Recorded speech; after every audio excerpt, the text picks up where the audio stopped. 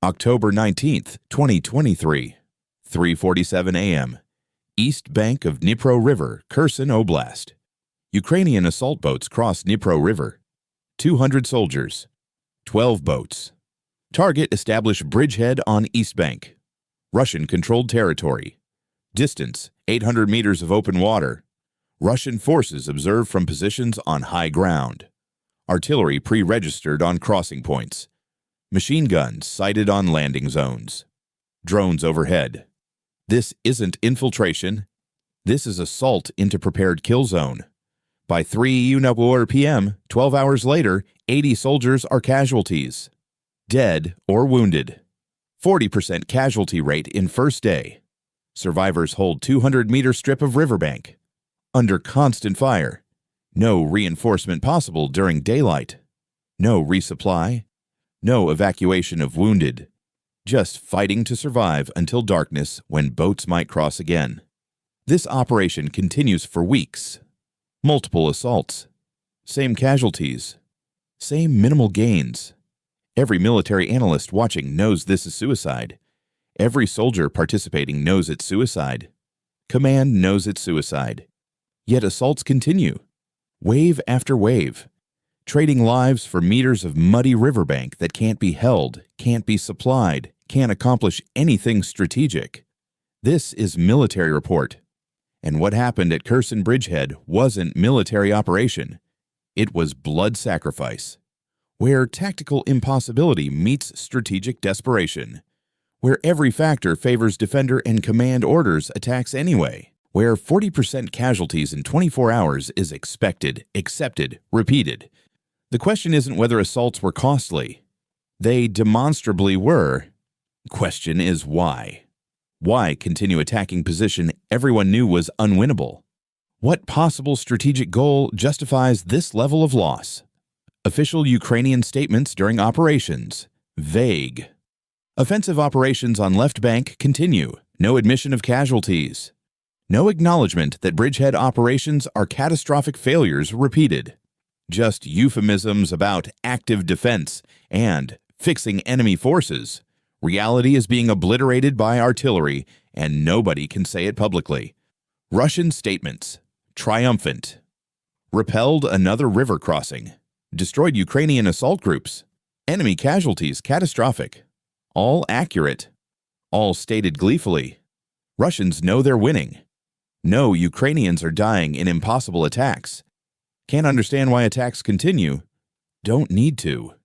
Just keep killing whoever crosses. Stay with me. Because the detail that explains Kherson Bridgehead, why Ukrainian command ordered suicide assaults repeatedly, isn't about military necessity. It's about political pressure, strategic signaling, and grotesque calculation that some lives can be sacrificed to prove Ukraine is still offensive capable, even when offensives accomplish nothing except casualties. That calculation reveals more about desperation than any territorial loss. Let's establish what Kherson Bridgehead situation actually is. Why it's tactically impossible. Dnipro River, 800 meters wide at Kherson. Russian forces control East Bank. High ground. Observation points. Ukrainian forces control West Bank. Low ground. No observation of Russian positions beyond river. To cross, assault boats.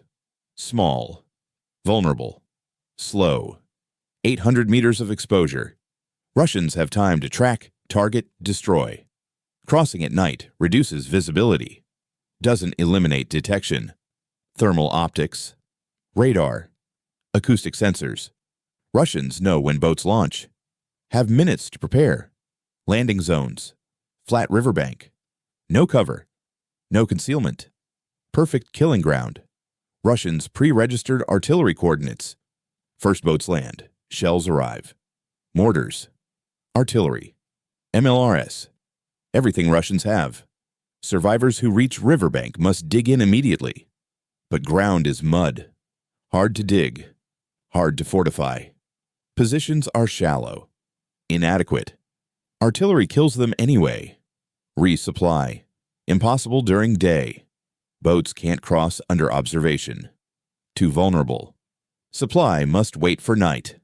But night crossings are limited. Russians interdict many. What supplies arrive are insufficient. Ammunition, water, medical supplies, never enough. Wounded can't be evacuated during day. Bleed out waiting for darkness. If they survive until night, evacuation boats often destroyed attempting crossing. Strategic value, none. Bridgehead doesn't threaten anything critical. Doesn't enable breakthrough. Doesn't cut supply lines. Just occupies 200 meters of riverbank that costs more to hold than it's worth. Every military analyst recognizes this. Yet operations continue. This is suicide mission repeated until it stops being shocking. Normalized attrition. Accepted casualties. Institutionalized failure that continues because stopping would mean admitting it was pointless from beginning. October 19th. The assault. What 200 men experienced in 12 hours. 3:30 a.m. Assault boats launch. 12 boats. Approximately 17 soldiers per boat. Crossing begins. 800 meters to East Bank. 15 minutes at maximum speed. Engines loud. Easy to detect. Russians hear them. Begin response. 3:35 a.m. Russian illumination rounds. Night becomes day. Assault boats visible. Artillery fires. Mortars. First shells arrive as boats reach mid-river. Near misses.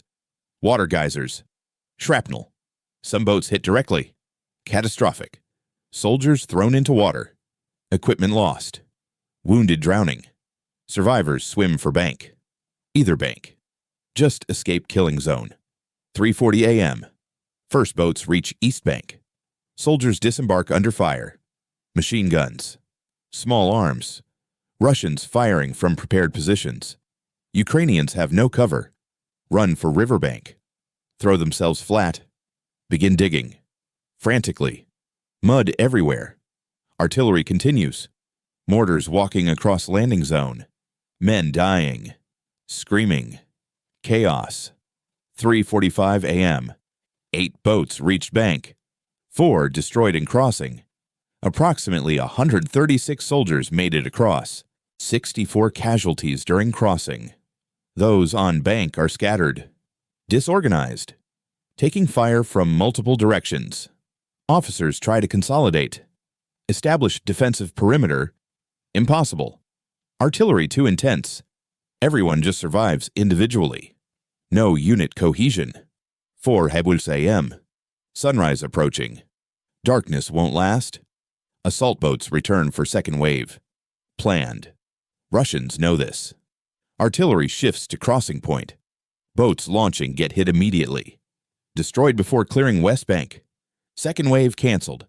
136 soldiers on East Bank. Alone. No reinforcement. No resupply. Just survive. 6:00 a.m. Daylight. Situation clear. Ukrainians hold 200-meter section of riverbank. Shallow positions.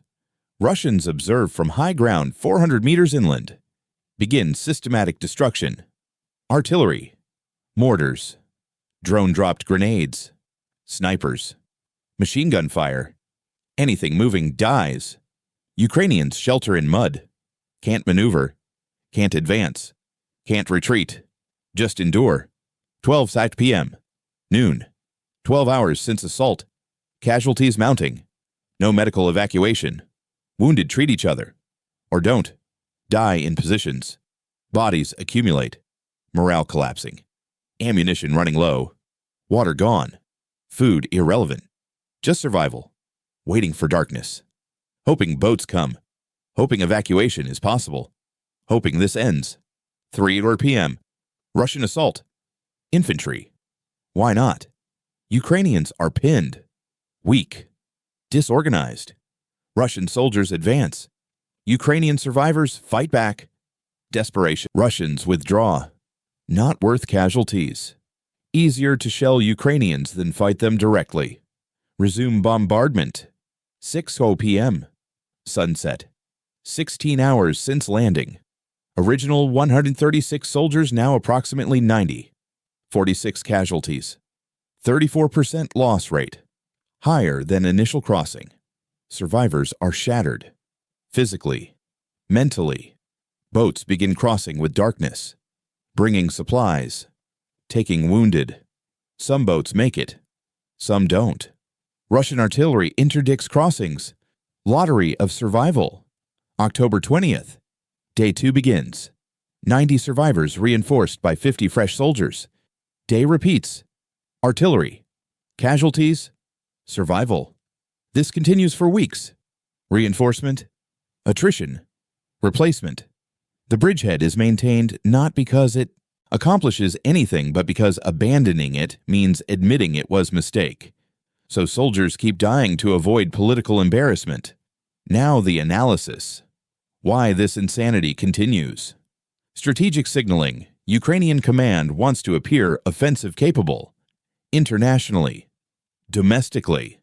Bridgehead operations signal we're attacking even when attacks accomplish nothing. Signals matter. Maintain aid. Maintain morale. Maintain narrative that Ukraine is winning, even when losing. Cost in lives is acceptable if it maintains strategic narrative. Political pressure. Zelensky pressured to show offensive results. Counteroffensive 2023 failed. Minimal gains. Massive casualties. But can't admit failure. Kherson bridgehead becomes sacrificial offensive. Proves Ukraine still attacks, even when attacks are suicidal. Political survival demands battlefield sacrifice. Russian force fixation. Bridgehead operations force Russia to commit troops and resources to defense. Ties down artillery, infantry, air assets. Even if Bridgehead accomplishes nothing, resources expended defending against it aren't available elsewhere. This is attrition strategy. Trade Ukrainian casualties for Russian resource expenditure. Cold calculation that accepts losses if it degrades Russian capability elsewhere. Sunk cost fallacy. Once casualties start, stopping means admitting waste. Better to continue. Hope something changes. Maybe breakthrough happens. Maybe Russian defense collapses. Probably not. But possibility justifies continuation. Each day's casualties justify next day's attacks. Can't stop. Would mean previous losses were pointless. So continue. Accumulate losses. Hope eventually justifies retrospectively. None of these reasons are good. All are reasons command gives. Reality is simpler. Desperation. Ukraine needs wins. Can't achieve them. Pretends marginal operations are significant. Sacrifices soldiers to maintain illusion of offensive capability. That's not strategy. That's failure dressed as determination.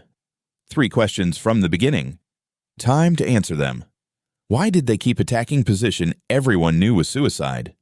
Multiple reasons. Strategic signaling. Force fixation. Sunk cost fallacy. All combine to create situation where command orders attacks despite knowing they're tactically impossible.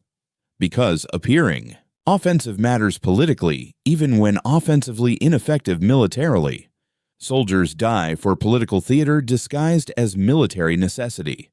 What strategic goal justifies 40% casualties in 24 hours? No military goal justifies this. Political goals do. Maintaining international support. Maintaining domestic morale. Maintaining narrative that Ukraine is winning when it's not. These political goals are deemed more valuable than soldier lives. Cold calculation. Grotesque. But calculation nonetheless. Lives traded for narrative control. Why didn't command recognize tactical impossibility and stop? They did recognize it. Continued anyway. Because stopping means admitting mistake. Admitting previous casualties were waste. Admitting Ukraine can't conduct offensive operations successfully anymore. Politically unacceptable admissions. So, operations continue. Casualties accumulate.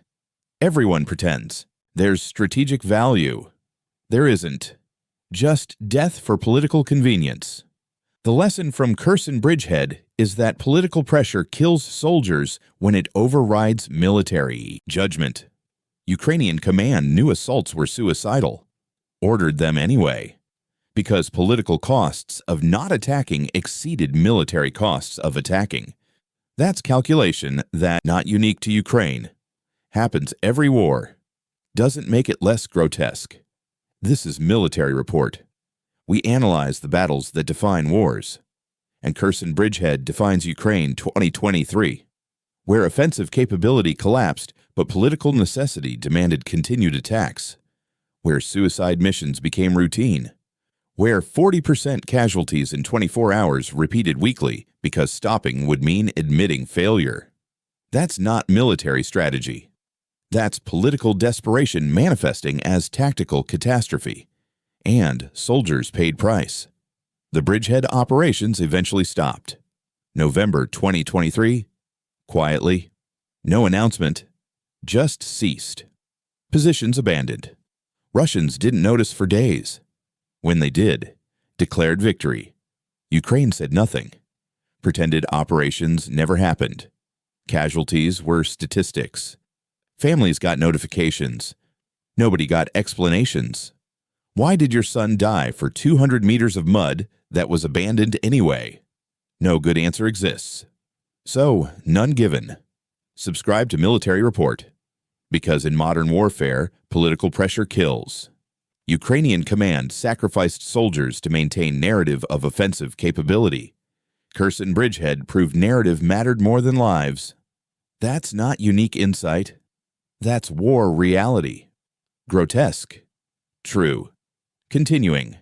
Soldiers die for political goals disguised as military necessity. Always have. Always will. Recognizing this doesn't change it. Just makes you understand why. 40% casualties. 24 hours. Repeated for weeks. For nothing. 200 meters of mud. Abandoned eventually. That's Kherson Bridgehead. Most pointless offensive operation of Ukraine war. Most predictable failure. Most avoidable tragedy. And nobody stopped it because political costs of stopping exceeded human costs of continuing. That's calculation that defines modern war. Lives are cheaper than political embarrassment. Always have been. If you think military operations should be driven by tactical reality, not political pressure, type Military Report in comments. If you think maintaining strategic narrative justifies operational casualties, tell me where line is. Because someone must draw it. Command won't. They prove that. Kherson Bridgehead proved that. 40% casualties for nothing prove that. Real battles. Real tactics. Real consequences. Stay informed.